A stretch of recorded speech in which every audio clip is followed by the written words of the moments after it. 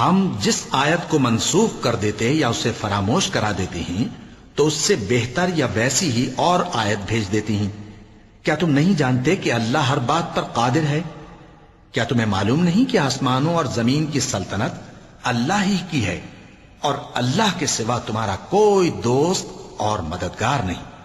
مسلمانوں، کیا تم یہ چاہتے ہو کہ اپنے پیغمبر صلی اللہ علیہ وآلہ وسلم سے اسی طرح کے سوال کرو جس طرح کے سوال پہلے موسیٰ سے کیے گئے تھے؟ اور جس شخص نے ایمان چھوڑ کر اس کے بدلے کفر لیا تو یقیناً وہ سیدھے رستے سے بھٹک گیا۔ بہت سے اہل کتاب اپنے دل کی جلن سے یہ چاہتے ہیں کہ ایمان لا چکنے کے بعد تم کو پھر کافر بنا دیں، حالانکہ ان پر حق ظاہر ہو چکا ہے۔ تو تم معاف کر دو اور درگزر کرو یہاں تک کہ اللہ اپنا دوسرا حکم بھیجے۔ بے شک اللہ ہر بات پر قادر ہے۔